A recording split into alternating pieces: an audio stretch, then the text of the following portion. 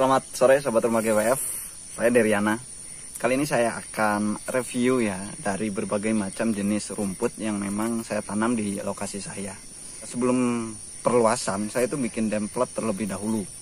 Karena apa? Karena saya juga ingin tahu mana nih yang memang nantinya bakal saya kembangkan si rumput jenis apa. Dari template yang ada di sini, sebenarnya cuma ada 1, 2, 3, 4. Ada 4 jenis template ya. Pertama ada odot, ada pakcong, ada Zanzibar, ada Taiwan. Oh ya, ada satu lagi, ada gajahan. Cuman gajahannya itu udah tidak terlalu produktif lagi. Akhirnya saya babat habis. Oke, mungkin yang pertama saya akan review tentang odot ini. Yang di belakang saya ini ada rumput odot. Rumput odot ini sekitar 2 tahun lebih. Saya menanam rumput odot ini sekitar tahun 2008 akhir. Ini akan tetap bagus dan akan tetap bertahan bisa sampai belasan tahun ya. Itu ada triknya, ada caranya sendiri. Kalau misalkan di sini kan rata-rata orangnya petani dan juga peternak ya. Tentunya di sini peternak domba rata-rata. Kalau kambing itu jarang, bahkan nggak ada, apalagi sapi. Sini mayoritasnya peternak domba dan seorang petani.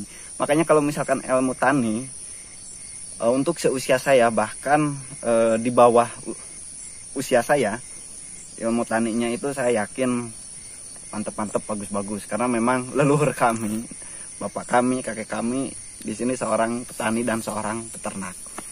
Oke, ini odot. Kalau odot di usia 7 bulan itu paling tinggi sekitar 1,80 meter ataupun nyampe 2 meter. Yang saya tahu selama ini paling maksimal itu odot untuk bibit sekitar 2 meter ya. Itu di usia 8 bulan ke atas. Odot ini rumputnya sangat banyak sekali dibandingkan dengan jenis rumput yang lain. Selama ini saya belum menemukan jenis rumputnya yang sangat banyak dibandingkan dengan rumput odot. Oke. Rumput odot ini 800 meter persegi. Dan tingkat balabilitas untuk ternak itu sangat bagus sekali.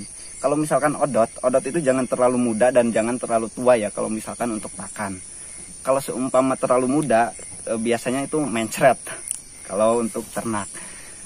Solusinya kalau misalkan yang agak muda, dikatakanlah 3 minggu ataupun 25 harian, alangkah baiknya jadi kita misalkan ngaritnya itu di waktu sore hari, dikasih pakannya nanti pas paginya, kayak gitu. Diusahakan kalau misalkan ngaritnya itu entah mau ngarit rumput apapun, jangan pas pagi hari lah, karena memang ada parasitnya itu. Kalau parasit itu kan ketika memang usia ketika memang jam 10 dia nanti akan turun ke tanah.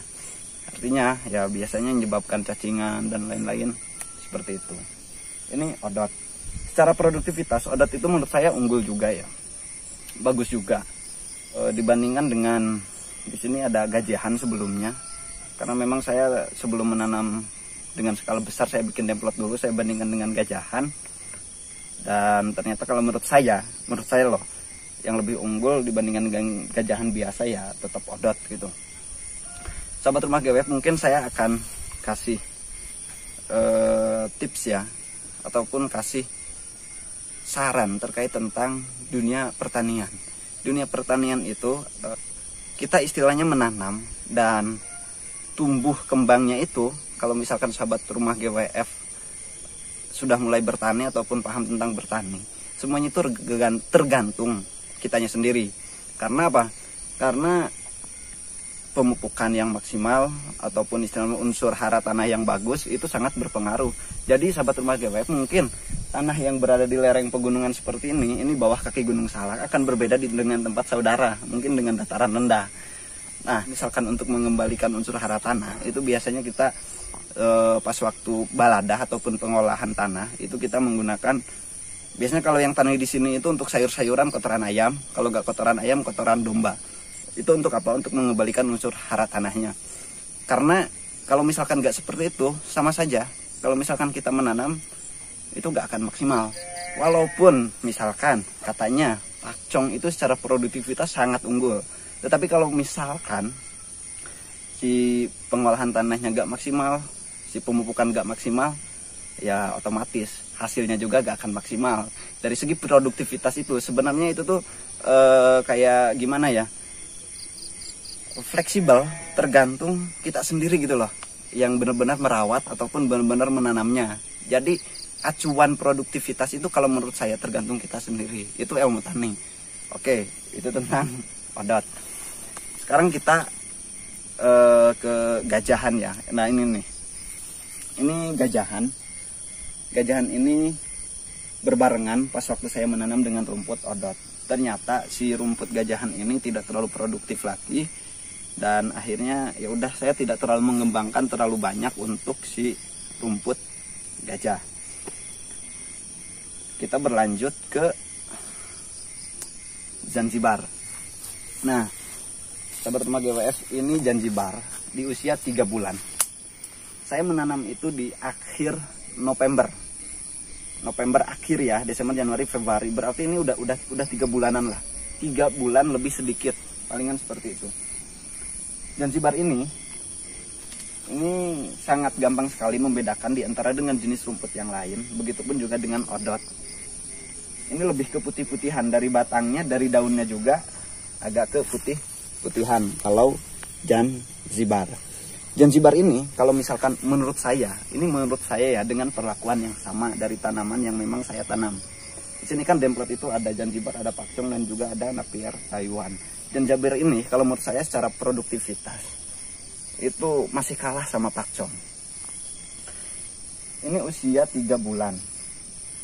Dan ada juga Napier Taiwan juga usia 3 bulan. Malah lebih dulu Zanzibar yang ini yang saya tanam dibandingkan yang di sebelah sana. Nanti kita akan lihat ke sana. Jadi si Zanzibar ini menurut saya produktivitasnya itu malah lebih sedikit ya. Maksudnya tidak terlalu unggul kalau misalkan dibandingkan dengan Napier Taiwan saja. Apalagi kalau misalkan Napier pakcong. Dan saya dengar-dengar, ini baru dengar-dengar dan saya baru baca-baca, tetapi secara keilmuan menurut saya tidak terlalu ilmiah, dan memang belum menemukan jurnal yang memang baik dari Polbangtan atau misalkan dari dinas terkait tentang si Zanzibar ini. Katanya si kadar protein kasarnya itu nyampe 19% ya. Tapi kalau misalkan dari segi keilmuan ya sahabat rumah GWF, kalau menurut saya itu carilah jurnal yang memang terpercaya. Ya bisa di UGM atau misalkan jurnal IPB yang kayak gitu kan. Kalau misalkan cuma hanya sekedar web biasa, itu tidak terlalu dijadikan acuan ataupun patokan terkait dengan saya mencari referensi protein kasar dari Zanzibar ini. Nah kalau misalkan Zanzibar menurut saya lebih unggul Napier Taiwan. Kalau Zanzibar ini saya tidak menanam terlalu banyak, tidak menanam terlalu luas. Jadi saya cuma hanya sekedar bikin template yang memang di sini untuk jadian acuan pakan ternak itu odot dan pakcong. Ini padahal pemupukan pakai sekam, pakai kotoran domba, pakai urea. Kurang apa lagi gitu kan kalau misalkan berbicara dari sisi pemupukan. Nah, tapi hanya baru segini. Ini Zanzibar. Oke. Odot Zanzibar. Kalau odot ya gampang lah, paling maksimal tinggi itu menurut saya 2 meter. Kalau misalkan Zanzibar ini bisa lebih tinggi nih mah.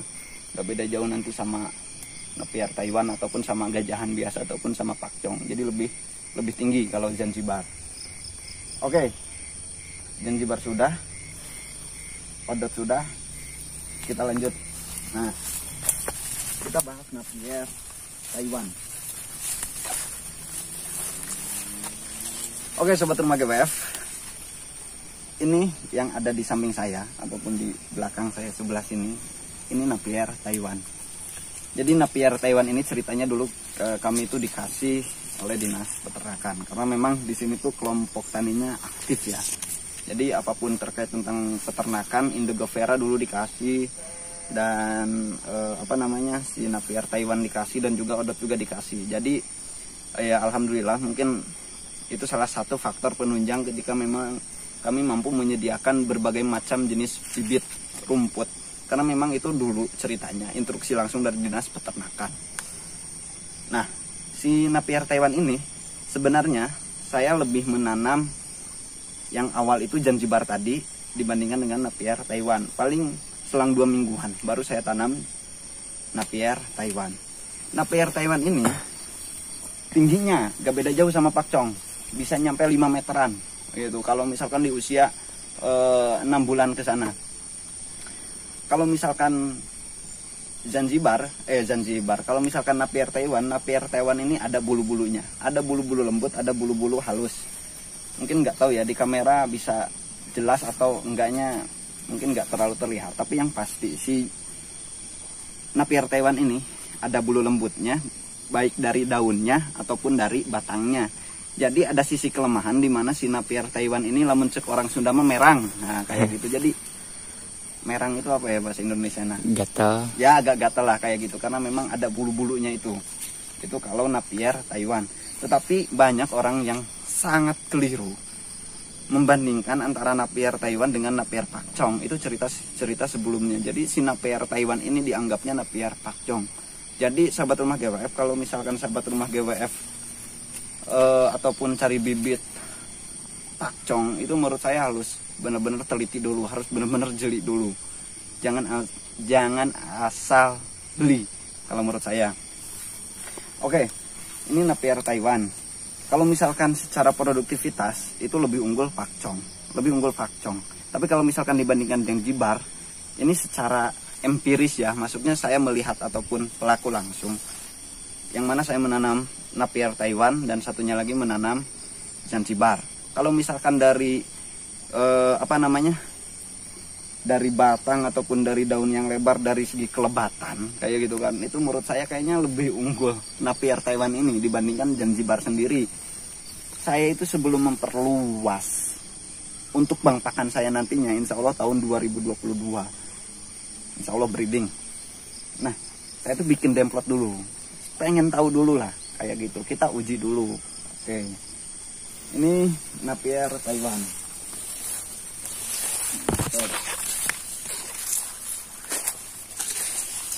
Napier Taiwan udah, Odot udah, Zanzibar udah.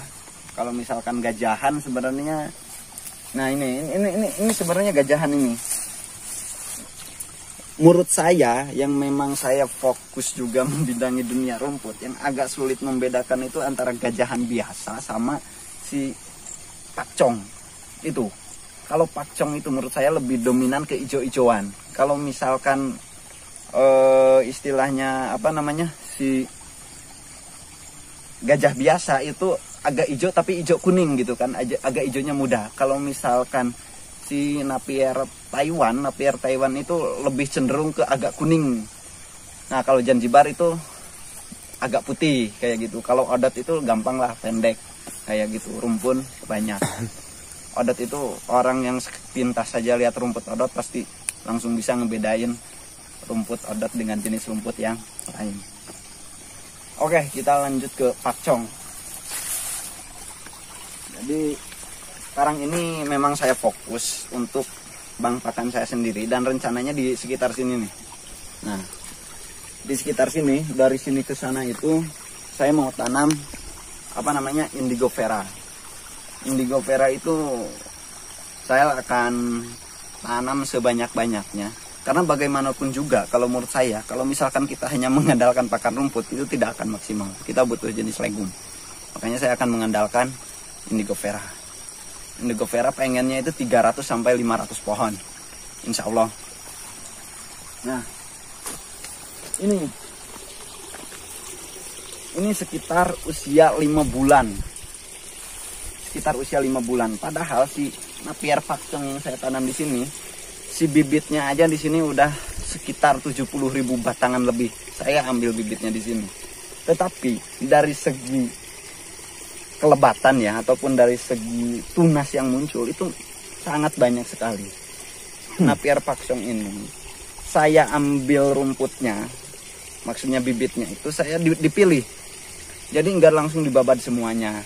Nah, jadi si pertumbuhannya itu kan nanti yang ada tunas baru, yang ini udah tumbuh lagi, yang ini udah tumbuh lagi. Sebenarnya menurut saya 5 bulan itu 5 meter kalau pakcong. Tetapi kalau misalkan dari 1 sampai 3 bulan itu pertumbuhan agak lambat kalau pakcong ya. Tapi kalau misalkan udah menginjak 3 bulan ke 4 bulan itu akan lebih drastis, akan lebih cepat kalau pakcong. Dan secara produktivitas untuk selama ini dari berbagai macam jenis rumput yang saya tanam, saya mengakui kalau produktivitas pakcong ini sangat unggul dibandingkan dengan yang lain. Dan ada 2 jenis rumput yang memang saya kembangkan secara skala besar, yaitu odot sama pakcong. Kalau pakcong ini saya sarankan kalau misalkan Anda punya mesin chopper, pakai si pakcong ini. Kalau misalkan enggak juga enggak masalah, mungkin usia 28 hari bisa diambil. Tingkat palabilitas untuk domba itu bagus banget lah. Produktivitas jangan tanya lagi, itu sangat unggul kalau pakcong. Jadi pakcong itu menurut saya itu akan menjadi salah satu pakan unggulan ya dari odot pakcong. Tapi begini ya sahabat rumah GWF, terkait tentang rumput ataupun bang pakan yang saudara tanam, entah jenis pakannya apa, maksudnya jenis rumputnya itu apa, itu tergantung saudara sendiri, karena memang saudara sebagai pelaku peternak langsung dan saya selaku peternak langsung juga. Untuk saat ini saya mengembangkan odot dan pakcong secara besar-besaran lah untuk saya. Jadi insya Allah nanti nggak nanggung juga saya ternaknya ketika memang bang pakan saya udah sebanyak-banyaknya. Oke, mungkin itu saja ya sahabat rumah GWF. Jadi dari mungkin ada kurang lebihnya saya mohon maaf. Nanti kalau misalkan ada yang kurang paham ataupun misalkan ada pertanyaan, silahkan di kolom komentar, ataupun mungkin nanti ada pertanyaan tertentu terkait dari berbagai macam jenis rumput, nanti saya akan bikinkan konten lagi. Oke, sebenarnya bukan ini saja, ada Kingres juga ada, dan juga ada Maladres ataupun Guatemala juga ada, dan ada Red Napier juga ada, tapi lokasinya agak ke sebelah sana lagi. Ya berhubung waktu udah mendekati maghrib, jadi kita stop dulu sampai di sini. Pokoknya panjang umur, hal-hal baik, panjang umur pertanian. Terima kasih.